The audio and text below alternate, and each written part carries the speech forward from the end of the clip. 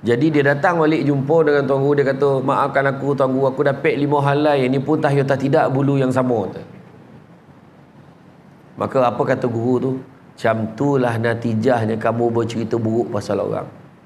Kamu mungkin boleh minta maaf dengan aku, tapi hakikatnya keburukan yang kau cerita tu dah tersebar merata-rata lah, tanpa dapat kau betulkan lagi.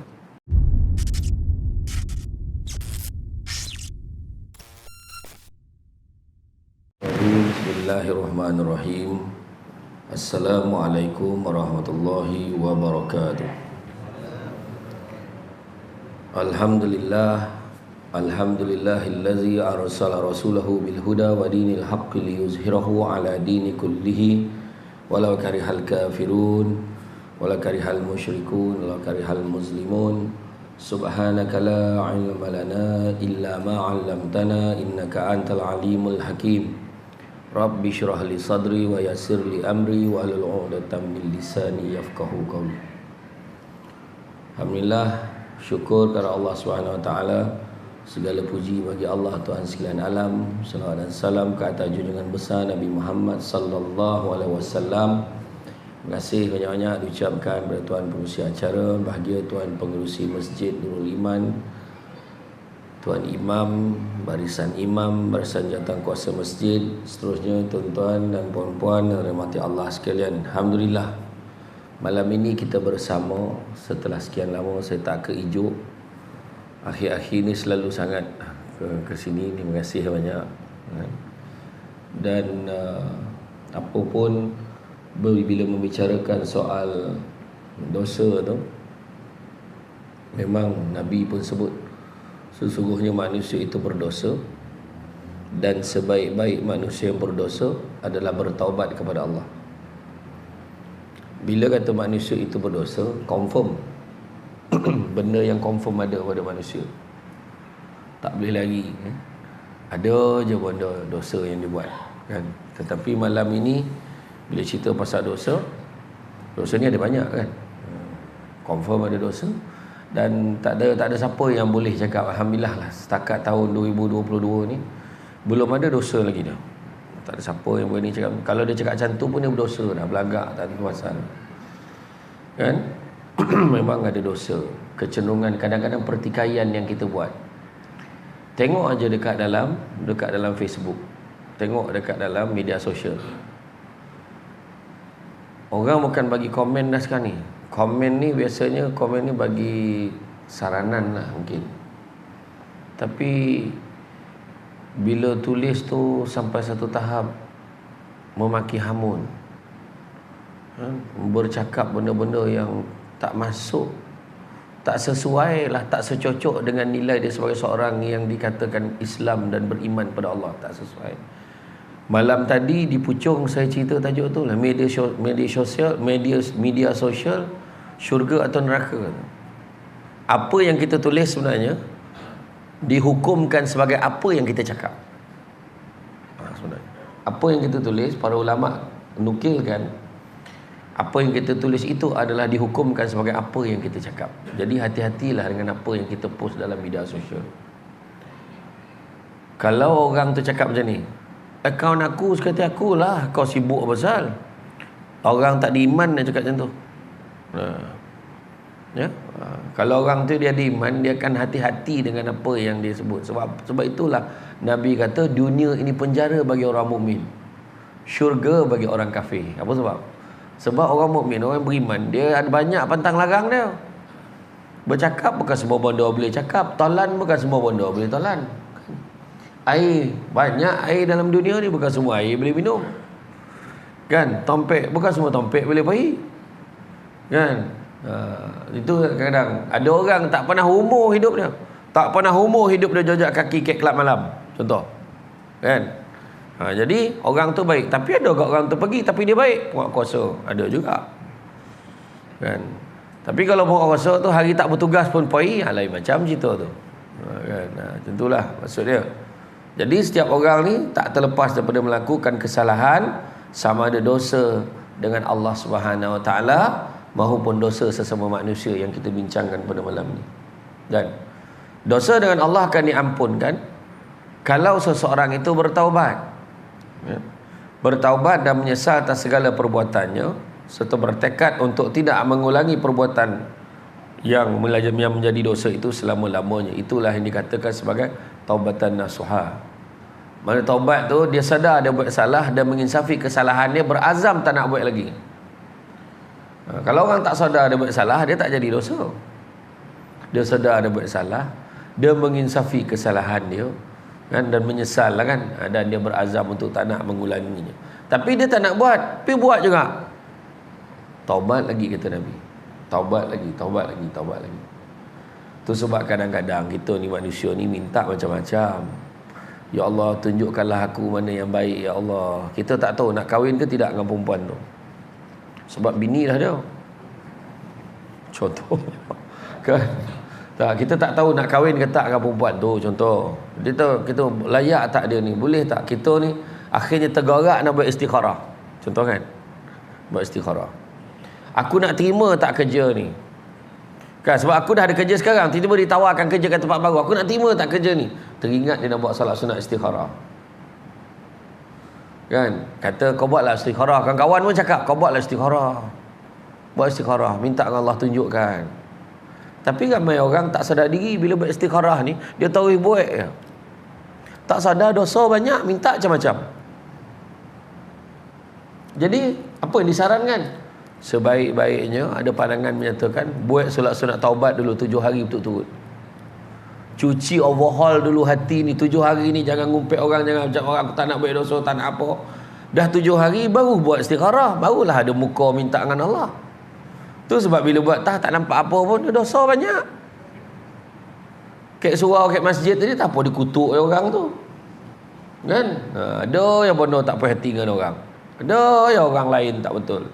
Dosa sesama manusia. Kan? Kan?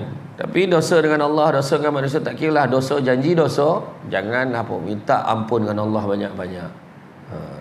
Dia kalau dia setiap hari dia solat sunat taubat tu, makna tak lama lagi nak pergi umrah tu. Mungkin juga. Kan? Ada orang tu, aku kalau pergi Mekah so aku nak buang semua benda-benda tak elok. Kau ingat tong sampah kau sana tu. Kan? Nak buang-buang kat sini, kat hijau ni buang. Kan? Jadi pergi sana bersih menghadap Allah Ta'ala ni. Macam tu lah. Kan? Namun sekiranya maksiat ataupun kesalahan yang dibuat itu berkaitan dengan hak manusia, maka syaratnya ada 4. Iaitu ketiga-tiga syarat yang tadi itu ditambah dengan satu syarat lagi, iaitu memohon kemaafan daripada orang yang kita zalimi. Tadi sadar buat salah, menyesali, menginsafi kesalahan, berazam untuk tidak mengulangi kesalahan itu kan. Tapi kalau dosa dengan manusia, tambah satu lagi, kena minta maaf dengan orang tu. Kalau dosa dengan manusia, perlulah kita ketahui bahawa dosa dengan manusia sangatlah berat jika tidak dimaafkan oleh orang tersebut.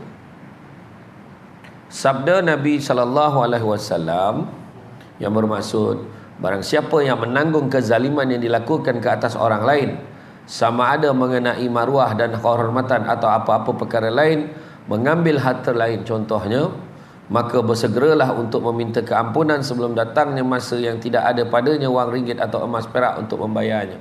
Hadis riwayat Tirmizi. Apa maksudnya tak ada ringgit, tak ada wang ringgit atau emas perak membayarnya tu maksudnya apa? Maksud nak matilah. Tak ada lagi dah.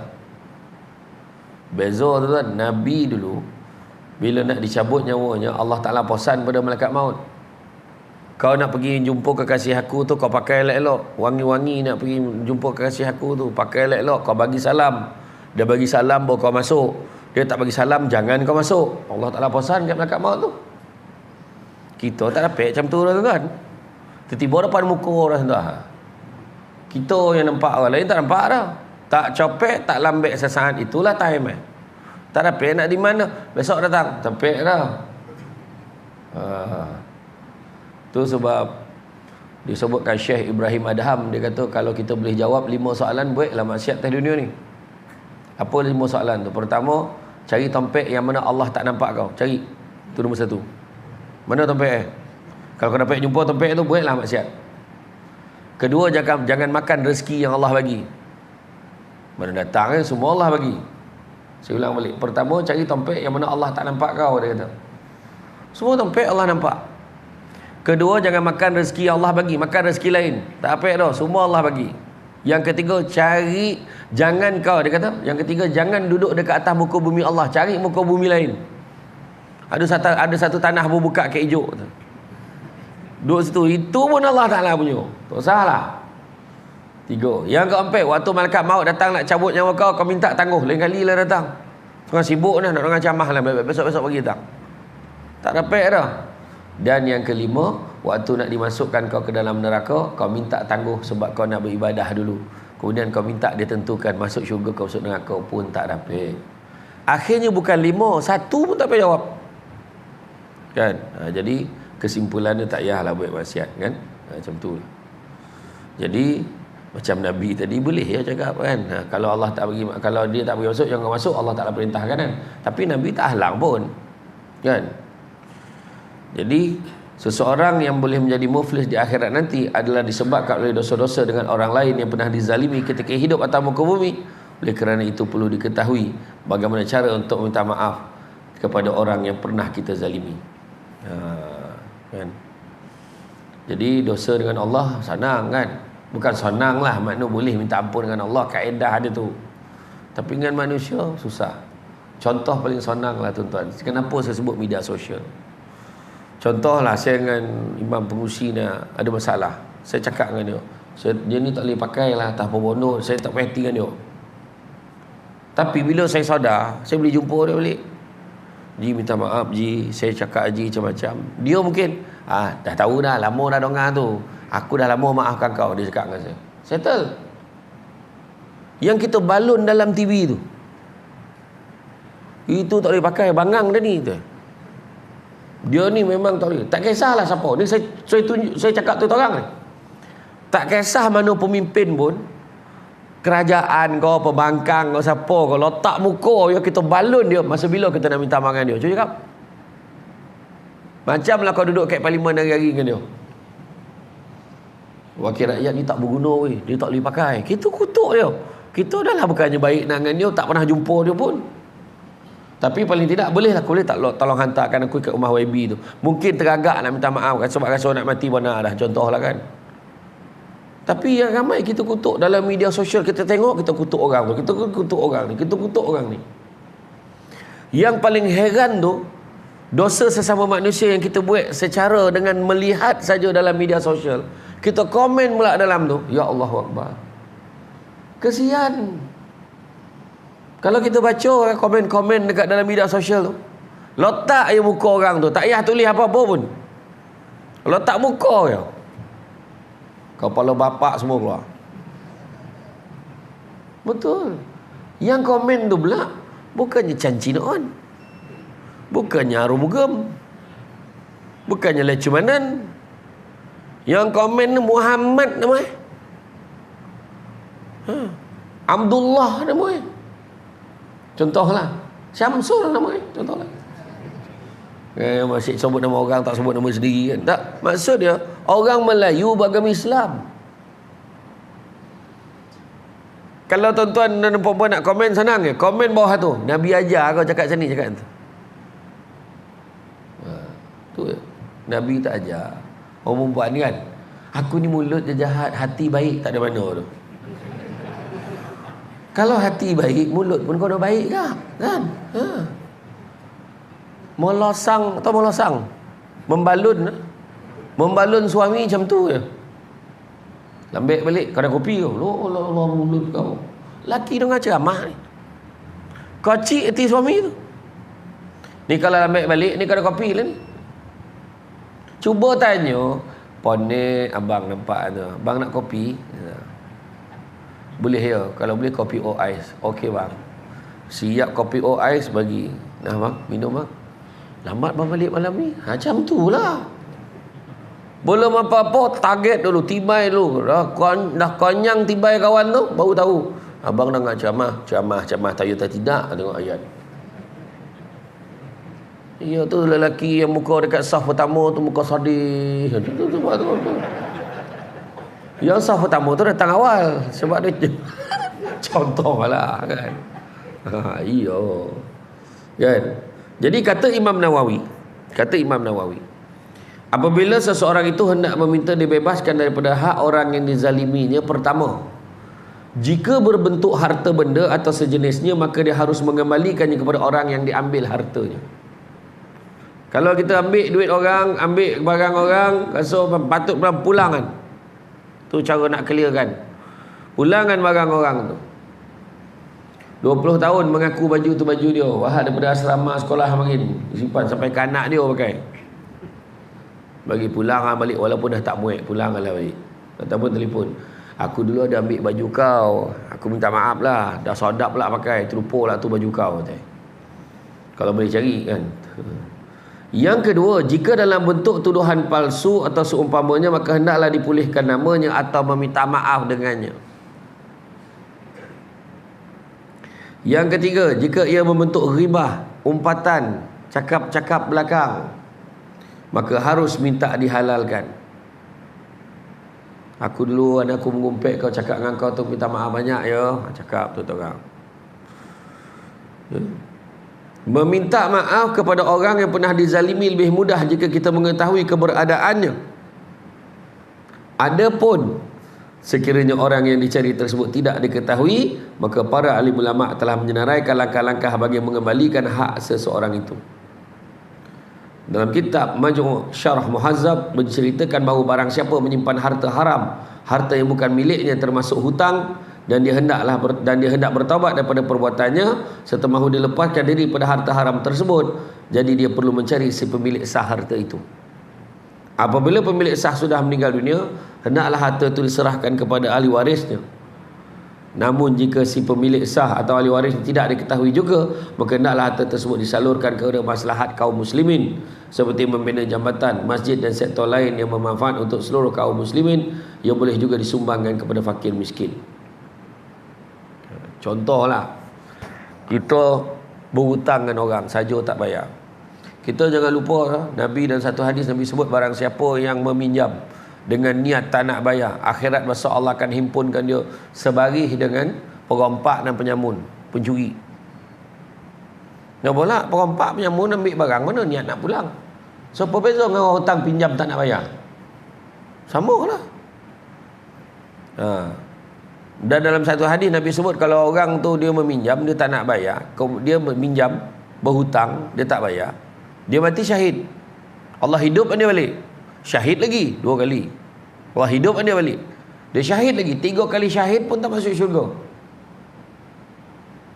Kalau dia tak bayar hutang dia. Ada orang macam tu, ada.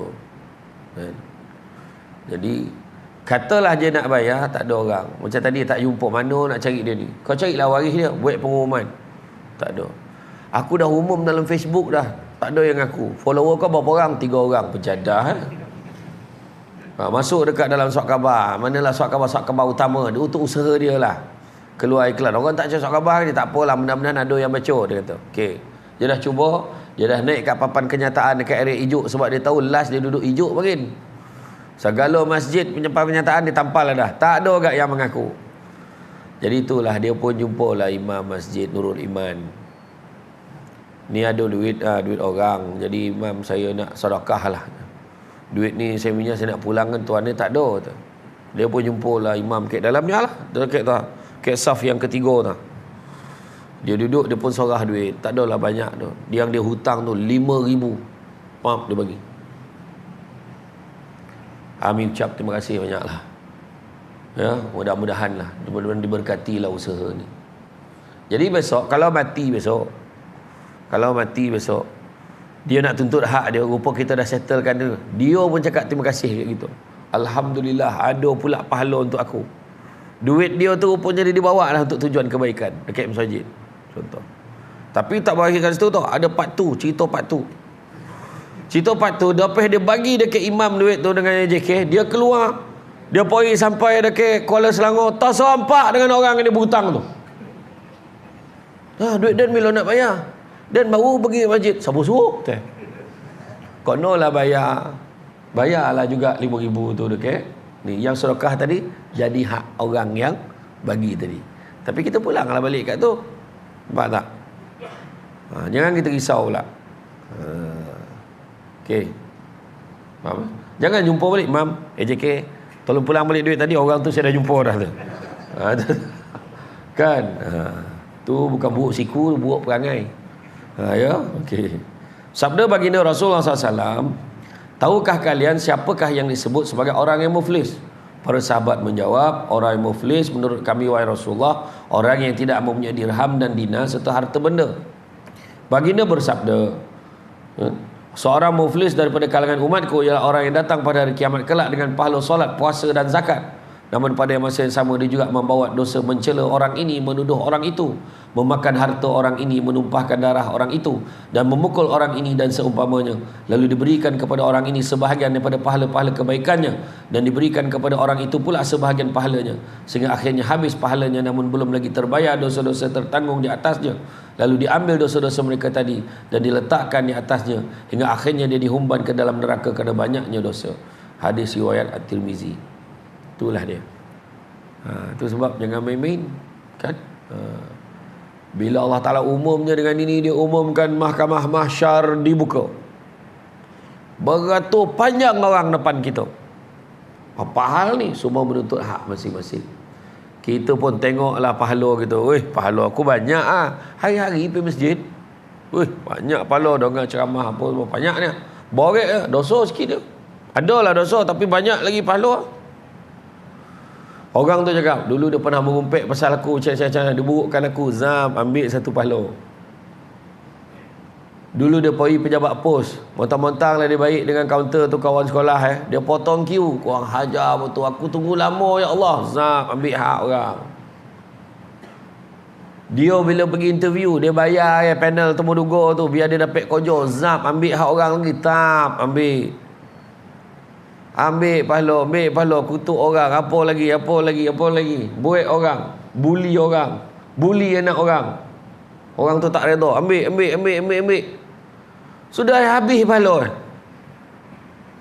Dia pun mengadu, ya Allah, pahala aku dah habis dah ya Allah, dia beratur panjang ni pahal, suruhlah dia balik. Maka Allah Ta'ala beritahu, sebab pahala kau dah habis, dosa orang tu pula kau ambil. Jadi buat apa tuan-tuan? Tak berbaloi. Yang paling teruk sekali orang Malaysia ni, dosa yang paling teruk sekali, ribah dan fitnah. Ribah dan fitnah. Fitnah kita cakap benda yang tak betul pasal orang. Ya. Ribah ni, ribah pula lain. Benda tu mungkin betul, tapi kalau orang tu dengar, tonton-tonton orang tu kocik hati. Dia mengumpet, mengatur ni orang tak cakap depan, dia cakap belakang. Tapi ada satu orang lah yang jenis cakap belakang tapi dia tak berdosa. Tu arwah Abah saya tanya, siapa yang cakap belakang tapi tak berdosa? Bahaya. Saya cakap wartawan, ada orang berdosa cakap belakang. Habis tu tukang gunting je. Dia berburak dengan orang yang gunting tu, memang tak belakang masa mana ada tahun depan. Abah saya cakap. Arwah Abah saya tanya, saya makin jam tu lah soalan. Dia dah tak ada kerja, dia tanya saya soalan jam tu lah kan. Ya, tapi dia cakap belakang. Contoh kan, senang kan. Ketika zaman Nabi dulu, pernah seorang perempuan Badui datang mengadu dengan Nabi. Boleh tengok kisah ni dalam kitab Mukasyafatul Qulub daripada Imam Al-Ghazali, bawah tajuk Ribah dan Fitnah. Perempuan dia mengadu lah. Biasalah jumpa Nabi, tanya macam ni hukum macam ni Nabi, dia mengadu lah keadaan dia macam ni, dia mengadu. Lepas tu bila dia balik, Aisyah datang kat Nabi. Ya Rasulullah, kecilnya perempuan itu. Dia kata macam tu. Dia cakap saiz perempuan tu, kecil perempuan tu, macam Sheila Majid. Itu saya tambah lah, saya tak cakap lah, kecil, genit-genit macam tu kan. Rasulullah, kecilnya perempuan itu. Maka Nabi kata, ketahuilah isteriku, sesungguhnya engkau sedang membuat ribah. Cakap saiz ya. Gomok lah. Pak, wih, kau tengok tinggi semua debat tu, ribah. Sebab ramai yang cakap tadi. Tapi saya maafkan dah, salah pula aku tinggi. Aduh, itulah benda pertama orang komen. Tinggi lah, tinggi. Kau kejap ambil gambar, tinggi memokak. Kau dah pendek, kau cakap dah dengan tu kan. Ambil gambar, ambil lah. Banyak cekadak kan. Ada ya benda cakap dengan seorang. Wih, kau tengok botol buruk tu lagi bawa Biasa kita tak cakap depan orang tu, cakap kat belakang. Dosa tak? Dosa. Dah seminggu dah aku tengok baju Melayu tu dia pakai. Tengok. Ada ya benda kau nak pertikaikan pasal orang. Kan? Nampak tak? Jangan, tak payah. Cuma cakap pada bentuk yang baik. Weh, motor kau ni besar betul jasuh Dah rebeh-rebeh macam mana kau bawa steady lagi nampak Agak apa sebab kau gemar dengan motor ni? Cuba cerita dengan kita orang. Kan senang cakap tu kita orang. Oi, motor ni kau nak tahu. Dulu masa aku berperang zaman Jepun mari ni lah motor aku bawa. Kan nampak bohong tu. Agak-agak lah kan. Tak ada lah. Dia nak bercerita biar lah. Tapi kita cakap depan-depan. Tak, kau baju kau ni cuba kau cakap dengan aku. Kalau kau tak ada baju, aku bagi. Aku nampak macam dah 5 hari aku nampak kau pakai baju ni. Kalau kau nak, aku ada baju lagi, aku bagi kat kau nak. Aku rasa saiz baju aku tu boleh kau pakai. Kau jangan salah faham. Baju aku memang ni hari-hari tukar. Dia colour dia sama. Oh ya kau baru tahu. Dan jangan kita kutuk-kutuk orang cakap-cakap belakang. Kan? Bini muda.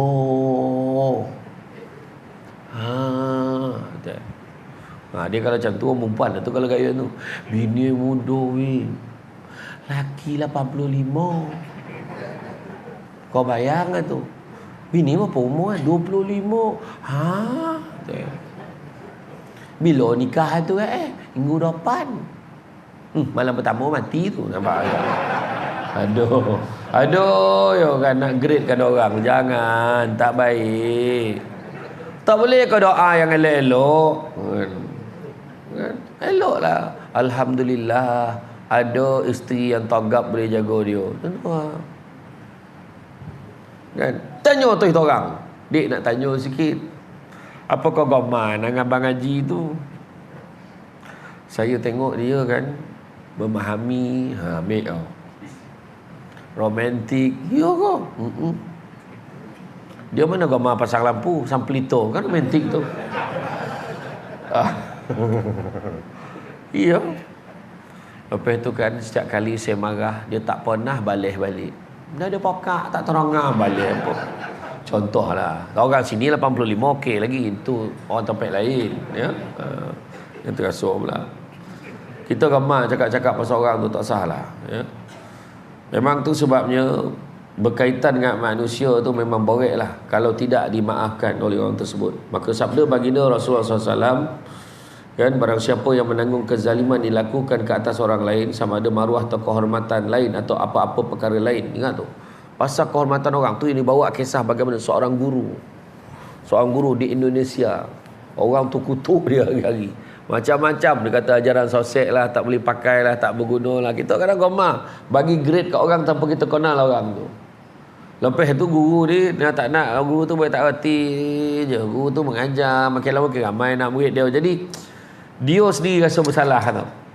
Jadi dia akhirnya dia jumpa tuan guru tu menangis-nangis, dia minta maaf, minta ampun dengan tuan guru tu. Mampunkanlah aku, maafkanlah aku. Dia kata aku bersalah banyak dengan kau, macam-macam aku kutuk kau. Dia kata tak apa, aku dah lama maafkan dah. Jangan macam tu. Aku tak puas hati ni. Lah kenapa pula? Kau bagi tahu apa yang patut aku buat supaya aku dapat redakan rasa bersalah aku kat kau ni, dia kata. Jadi tuan guru ni kata fikir macam ni lah. Kau balik rumah, kau cari penyapu bulu ayam tu. Kau cari penyapu bulu ayam. Nak buat apa? Ambil penyapu bulu ayam tu kau bawa ke mari. Lepas tu dalam perjalanan dia kata, kau ingatkan balik apa yang kau kutuk pasal aku, kau cerita kau burukkan aku tu, kau ingat balik. Yang kau sampai-sampai kat orang tu, kau ingat balik. Setiap satu yang kau burukkan aku tu, kau cabut salai bulu ayam.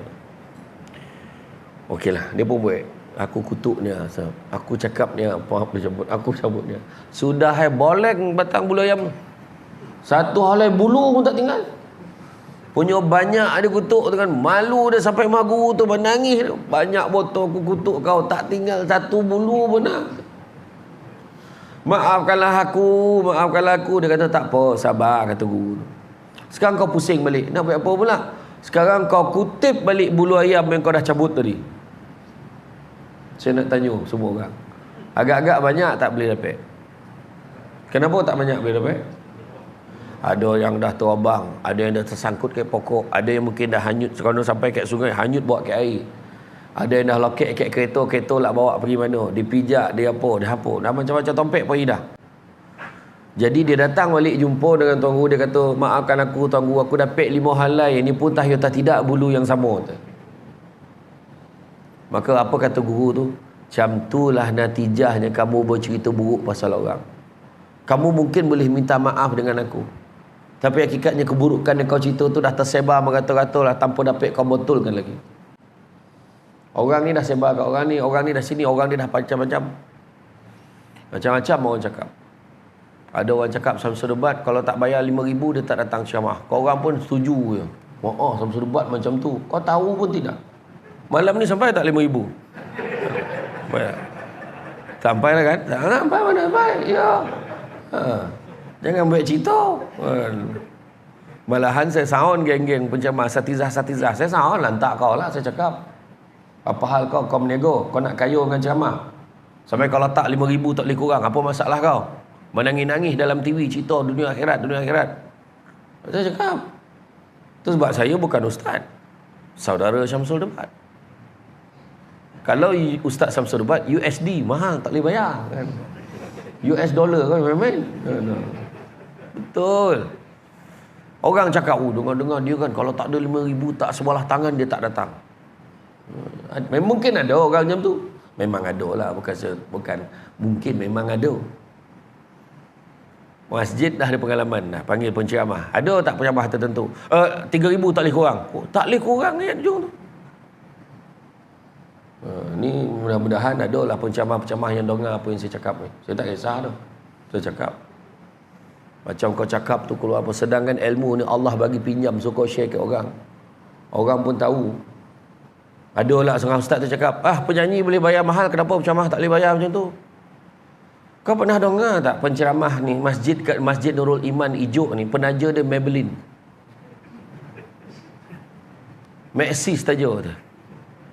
Tak ada. Yang syarikat yang tokan air tu, air tokan-tokan tu. Apa tahu tak? Air itulah yang tokan-tokan panis, tokan-tokan sojuk tu. Janganlah sebut dia tak taja ceramah kita, khabarkan dah.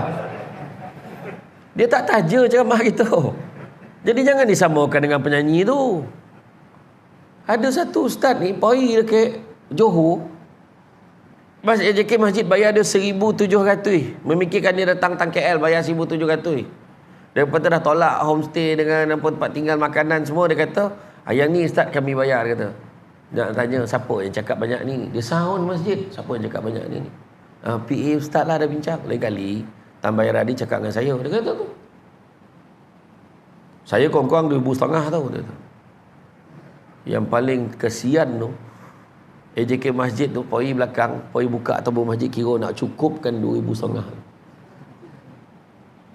Bondo tu. Saya tak ada hal tu kan. Bagi 10,000 saya ambil. Bagi 1,000 pun saya sapu. Bagi RM50 pun saya datang. Tapi itulah sekali tak datang lah. Tak ada lah, gurau lah. Aduh. Janganlah tuan-tuan, mudah-mudahan lah. Saya penting, tapi saya suka datang topik-topik, saya jarang sampai kan. Alhamdulillah datang. Saya sini first time tak, kali kedua dah. Dulu ini baru tambahan ni bukan ni kan.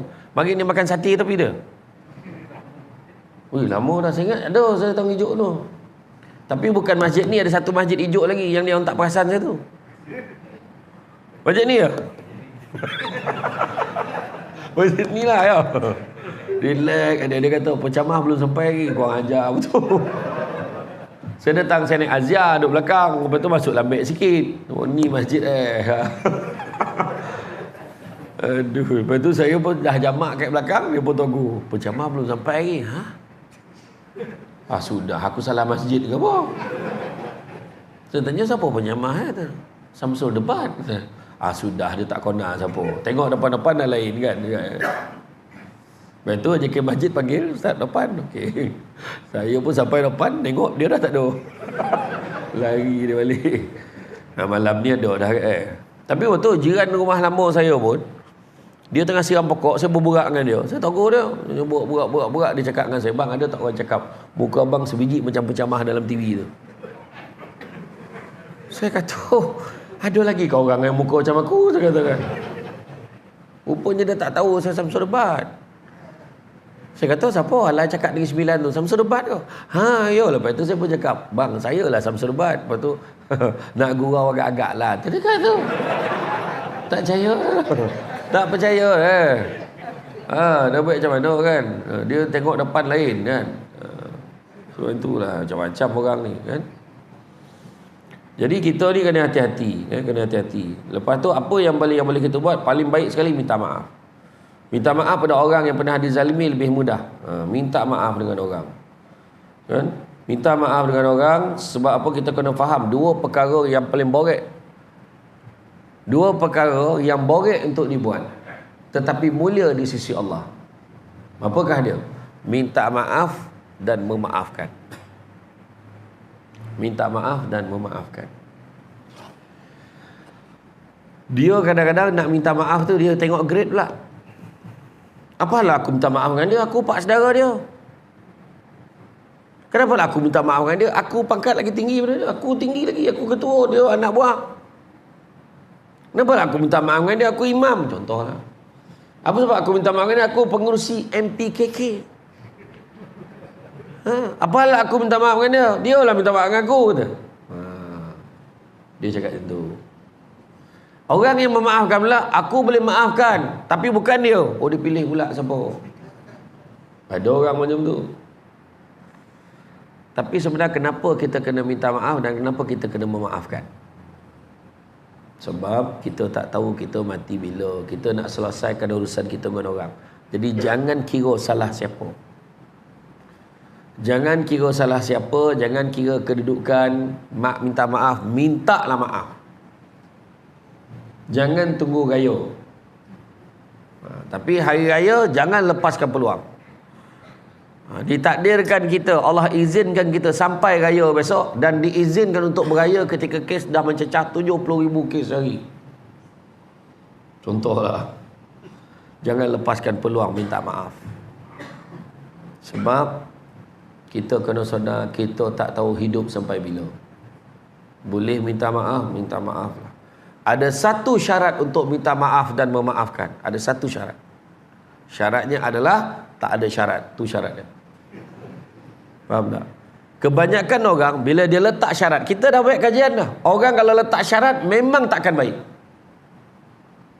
Aku boleh maafkan dia dengan satu syarat, bayar dulu duit aku 5,000.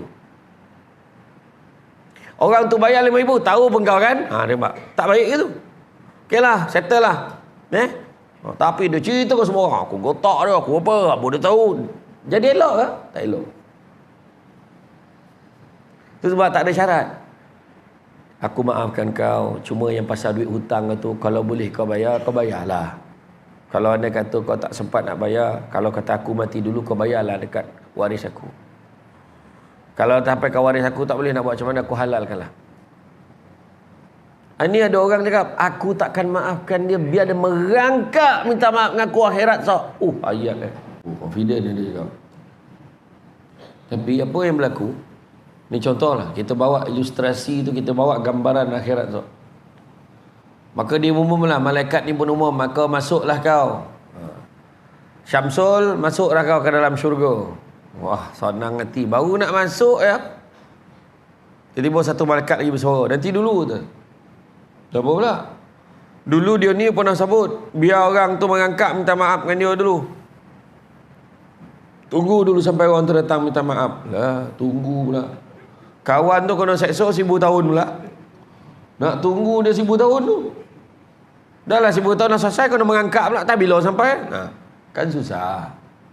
Buat apa kita nak poning-poning kepala? Maafkan. Orang yang memaafkan orang dan minta maaf dengan orang, insya-Allah sadap leno tidur. Percaya cakap saya. Contohlah, kita minta maaf dengan orang pagi raya, tak kisahlah bila-bila masa, kita salam dengan dia. Bang, aku minta maaf sangat-sangat dengan kau, aku banyak buat salah dengan kau, aku minta maaf bang. Ikhlas ni pandang dia, dia pun yalah. Dia pun cakap yalah. Terima kasih bang ya. Kau jangan baik lagi. Dia siap cakap tu. Kau jangan baik lagi. Ya bang, saya janji insya-Allah. Saya cuba tak nak baik lagi. Lepas kita gugur ni, kita dengan Allah Ta'ala lepas ni. Tak ada apa dah. Tapi kalau orang tadi yang yalah tu dalam hati, lah tak kau lah, aku takkan maafkan kau. Dia dengan Allah tak selesai. Tu. Kena faham tu. Tu sebabnya kita minta maaf dengan orang ni, minta maaf betul-betul. Tu sebab saya puji masyarakat Jawa tu. Masyarakat Jawa kalau dia pergi beraya tu, kalau sebelum dia tinggalkan rumah orang tu nak pergi beraya rumah lain tu, dia duduk berselo menghadap tuan rumah tu. Kan? Orang yang macam tu cakap Jawa tu, macam tu lah. Macam tu lah lebih kurang. Kan? Cakap Jawa kawan tu, tuntang dia cakap kan. Yang hujung tu bodoh-bodoh. Macam tu lah, aku dengar bodoh-bodoh macam tu lah. Mak ini bodoh kau tak? Maksud dia sama lah kita kan. Betul tak? Sebenarnya tu yang sepatutnya. Kebanyakan orang Melayu biasa, okey, Selamat Raya, Mak Azir Batin, banyak di rumah nak pergi ni. Kita pun tak tahu dia minta maaf ke tidak sebenarnya. Minta maaf betul-betul. Peluang tu. Minta maaf betul-betul. Tu sebabnya kita kena faham. Ya. Allah Ta'ala ni suka kepada keampunan. Tu sebab Allah Ta'ala suruh kita minta ampun. Tu sebabnya bila masuk je bulan Ramadan kan, tak lama ke ni? Tak sampai 1 hari. Ni pun dah sekarang ni ramai dah orang perempuan poso. Saya sebut orang perempuan, akhirnya dia lah, tapi tak ramai. Perempuan yang ramai. Selain daripada dia Rejab, selain itulah juga dia menggantikan poso. Kan? Orang Arab masuk Rejab, masuk je Rejab dah terbayang Ramadan. Kan? Hebat tak orang Arab? Tak hebat orang Melayu ni. Belum Rejab dah terbayang Syawal, lagi jauh. Lagi jauh kan. Tapi bila masuk aja kan, kita dah mulalah kena doa. Tapi sebenarnya pada sekarang doa pun tak apa. Allahumma innaka afuwun karim tuhibbul afwa fa'fu anna. Minta ampun dengan Allah tu kan. Allahumma innaka afuwun karim tuhibbul afwa fa'fu anna. Kan? Itu doalah kan. Ya Allah, Engkau Maha Pengampun, Kau suka pada keampunan, Kau ampunilah aku. Tu maksudnya. Doa banyak-banyak. Ya, kita tak tahu tau sampai ke tak. Kita ni ramai orang gambar panjang cita-cita. Tahu tak panjang cita-cita? Kalau kita buka kitab Minhaj Al-Abidin, kita tengok Allah melarang sama sekali hamba-Nya panjang cita-cita. Dia gambar cakap tu melangkaui kuasa Allah Ta'ala. Perasan tak? Tak perasan tu. Kadang dia cakap, hujung tahun ni kau tengok rumah aku jadi macam mana. Ayat dia. Betul ke? Confirm ke? Tu soalan dia kadang kita gambar cakap, sedangkan kita tak tahu lagi kita hidup lagi tak betul. Tumpah baju raya, senior. Dia try.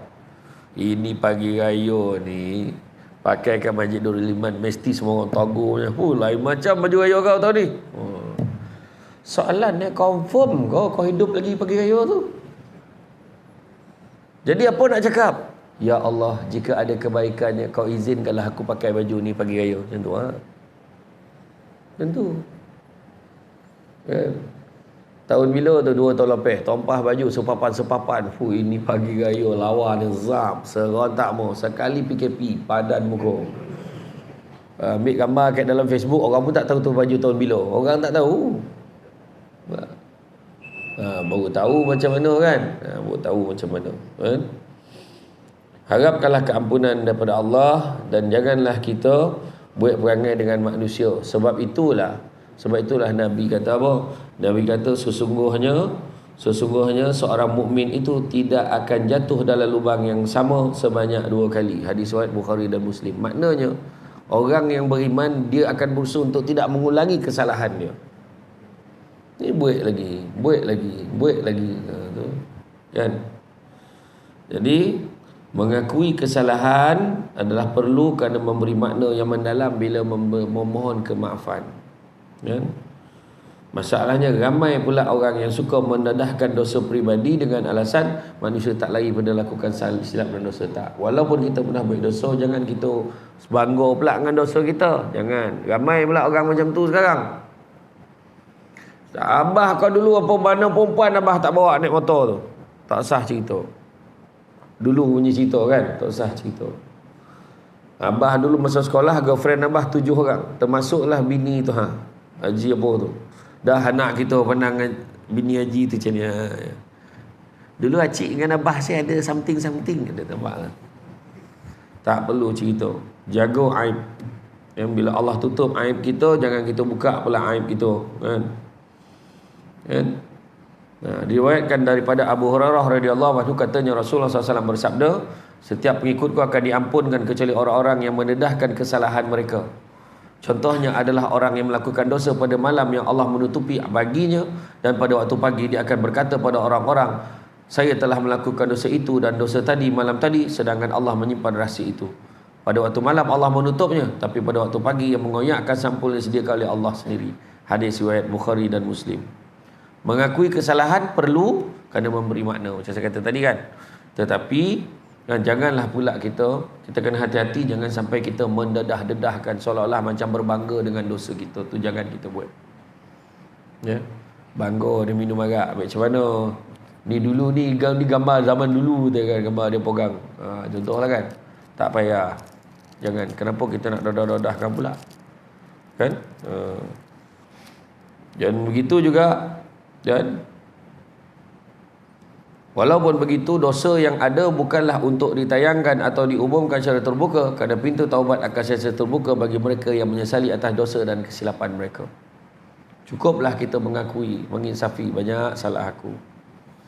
7 golongan kan, 7 golongan yang mendapat naungan daripada Allah, yang mana tak ada naungan selainnya kan di akhirat nanti. Apakah dia? Yang pertama, pemimpin yang adil.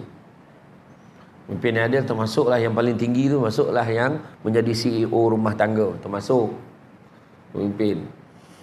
Yang kedua, orang muda yang menyibukkan dirinya beribadah kepada Allah. Yang ketiga, orang yang hatinya terpaut pada masjid. Dia semayang mesti nak datang Nurul Iman. Kalau dia nak ke Johor, ke Perak, dia mesti pergi singgah mana-mana, mesti nak cari masjid juga. Hati dia terpaut pada masjid. Keempat, orang yang berkasih sayang, bertemu kerana Allah, berpisah kerana Allah. Yang kelima, orang yang diajak berzina oleh perempuan yang cantik dan kaya, tapi menolaknya kerana takut kepada Allah. Bukan makna perempuan buruk dan miskin boleh. Kalau kaya dan lawa dia dah tolak, yang buruk lagi lah tak selera, macam tu lah. Yang keenam, orang yang bersedekah, yang mana menyembunyikan daripada pengetahuan tangan kiri dia. Maknanya dia menyembunyikan sumbangan dia. Itu yang terbaik. Boleh tak bagi terang-terangan? Boleh juga, kalau dengan niat dia nak menjadi contoh yang baik pada orang lain. Tapi paling baik langsung tak cerita dengan orang. Itu paling baik sekali. Ini sedekah lembu seekor. Mam, satu je syarat minta tolong mam, saya bagi lembu 2 ekor lah. Ya. Cuma tak tolong sikit lah, apa dia? Sebelum semayang tu umum. Dia nak beritahu tu. Bermakluman kita ada seorang, alhamdulillah, hamba Allah ni penduduk Karyah kita. Oh cik, gitu kan. Tu haji, dia sebutlah nama haji tu. Haji ni dia sumbangkan 2 ekor lembu. Semua orang pandang dia. Dia macam seolah kau ada. Macam tu lah. Kau ajar betul kan. Kan, sesuatu tak salah kan. Lagi baik kita menyembunyikan sumbangan. Tapi kalau niat dia, tak apa mam, saya sumbangkan 2 ekor. Jadi kalau ada siapa lagi, jom kita meriahkan tahun ni. Jadi mana tujuan dia tu nak ajak orang biar ramai, itu lain. Tapi tetap yang menyembunyikan tu lebih baik. Orang kita ni terbalik. Kalau sumbangan derma ikhlas tu, kalau bagi RM10 tulis nama. Kalau RM1 hamba Allah. Tu pula. Lagi sikit, lagi ikhlas. Macam tu pula, terbalik kan. Bagilah lebih. Tak apa bondo Malaysia ni. Dapat gaji pun RM1. Dapat bonus RM1. Dapat keluar Aisina RM1 dia bagi. Bondo kan. Bagilah lebih sikit. Ikut dia punya prorata dia. Kan. Ikut dia punya persen. Kan. Bagilah insya-Allah. Belum sempurna kebajikan seorang mukmin selagi mana dia tidak menginfakkan sebahagian pada harta yang dicintainya. Macam tu. Yang kita gemar lah kita bagi. Dan tak pernah lagi sedekah memiskinkan orang. Jangan bagilah. Dan satu lagi, banyak nak hal lah. Itu susah ni susah. Hidup kita baloi. Kojap-kojap jadi. Banjir itu banjir tak sini? Tak. Banjir juga. Tengok. Bagi sedekah. Sebab apa? Nabi dah sebut. Bala dan musibah tak pernah mendahului sedekah.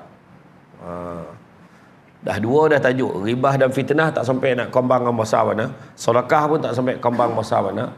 Mana confirm kena panggil lagi. Ya, ada 2 topik lagi tak settle, ya. Ingat tu.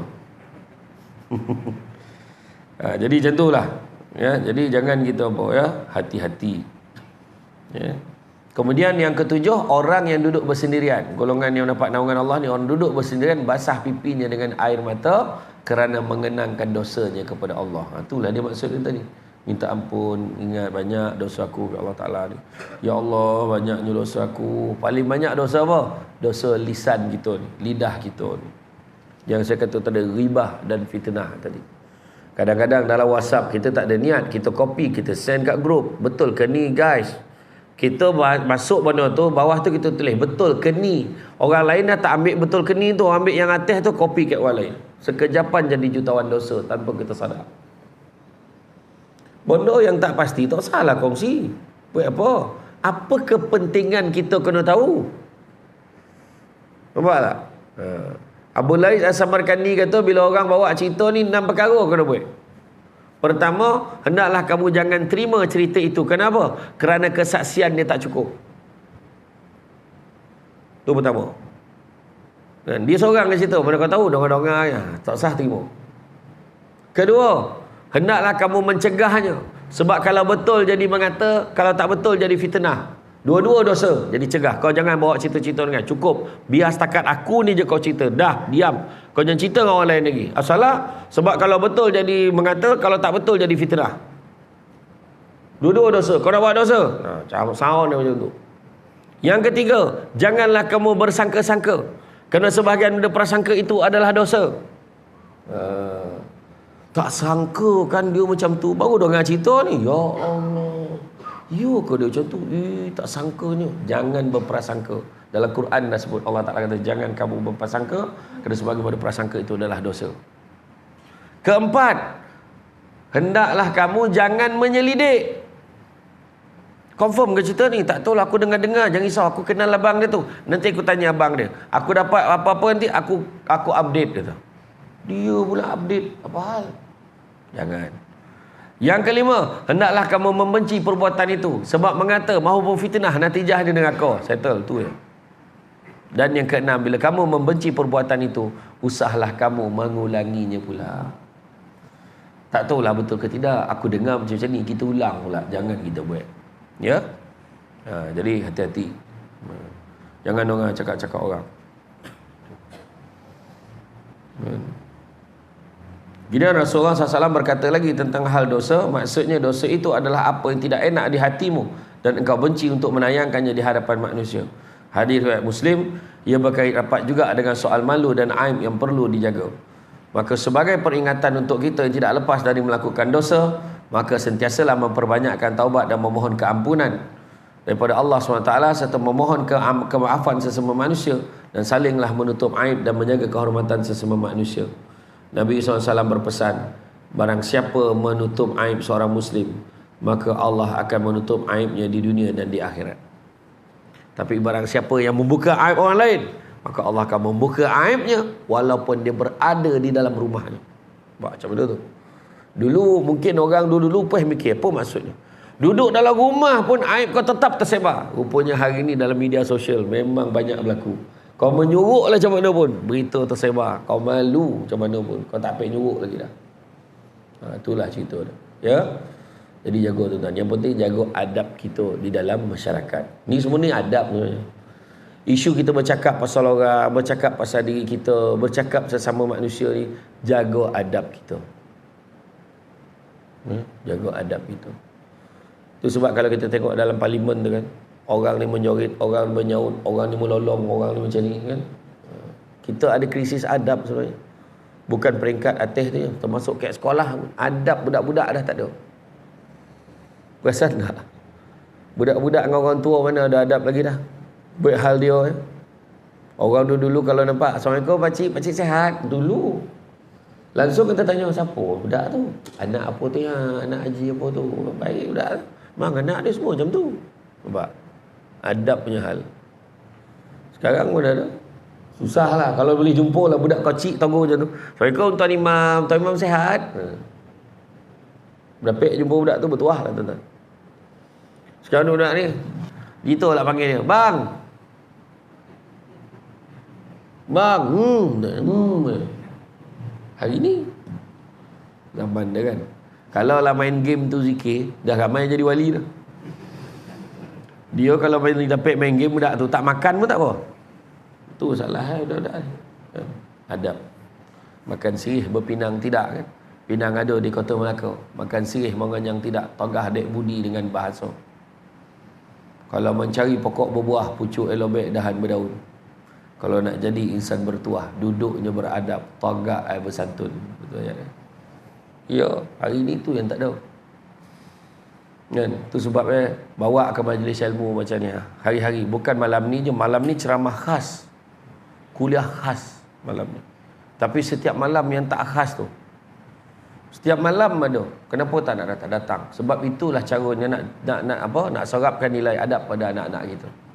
Tuan guru tu semua ajar pasal adab. Ya, adab. Macam mana naklah kita begini-begini, janganlah kita begitu-begitu. Adab. Apa kata Imam Malik? Biar ilmu sikit tapi jangan tak ada adab. Abdul Rahman bin Qasim, anak murid pada Imam Malik, mengabdikan diri selama 20 tahun nak belajar ilmu dengan Imam Malik, tapi 18 tahun dihabiskan untuk belajar adab sahaja. Sadul. Jadi kita belum cukup belajar adab. Belajar pendidikan moral bondo. Kan? Ya? Tekankan nilai adab pada semua. Jaga adab. Kan? Kita letak signboard baru. Kan? Adab kan. Ya, bila berguru tu lah dia katakan. Pokok sana tempi sepadan kan. Pokok sana tepi sepadan, anak tupai menumpang lalu. Bercerai nyawa dari badan, baru putus petua guru. Selagi mana guru sampai terhidup, petua guru ikut. Jadi macam orang tua sikit bercakap. Banyak orang tua yang posan tu saya ambil. Ya. Saya kadang fikir, kenapa lah orang tua dulu, kau nak jadi orang, kau pergilah belajar. Kan orang tua dia kata, kau nak jadi orang, pergi belajar. Kita pun fikir, selama ni bukan orang. Rupanya maksud tu Nabi dah ajar.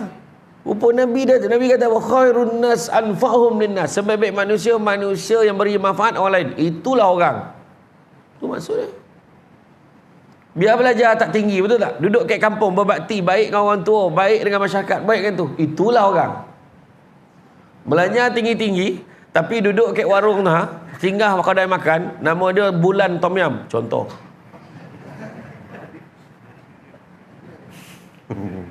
Sedap aiskrim aiskrim vanila yang sumbang untuk tahfiz tu.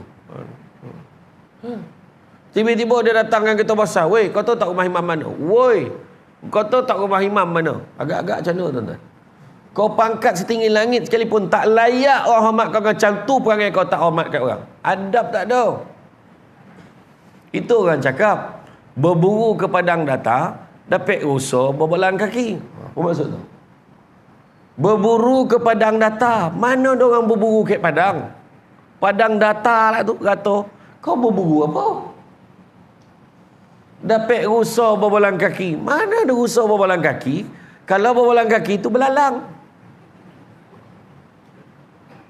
Nampak tak? Itu pembayang pantun tu. Maksud dia, kalau berguru kepala ngajar, ibarat bunga kembang tak jadi. Dia belajar tinggi kan? Tapi kenapa dia tak hormat orang? Tu dia bunga kembang tak jadi. Mbak. Ya, tu sebab kalau orang datang meminang, saya menyambut wakil perempuan tu.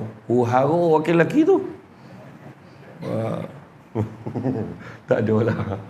Tapi betul. Ya, jaga adab tu ya. Macam sekarang kan kita tengok, kalau orang tu pergi surau masjid, insya-Allah adab okey.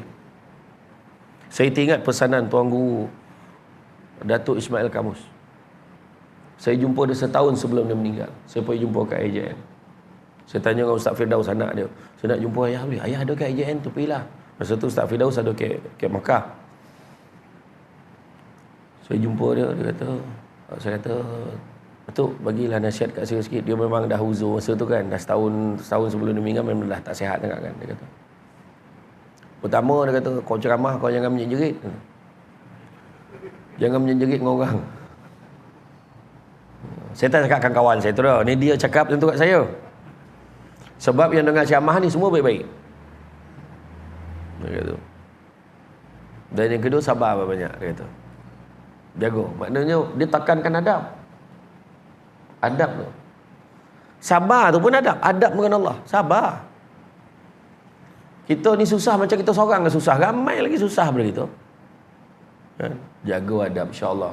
Nabi pun ajar ta'dibu auladukum bisalasati asya. Adabkan anak-anak kamu dengan 3 perkara. Bihubbi Rasulullah SAW. Ajar dia adab, dia sayang kat Nabi. Kedua, bihubbi ahli, sayang ahli keluarga Nabi. Ketiga, biqiraatil Quran, dengan membaca Quran. 3 tu. Semua pasal adab.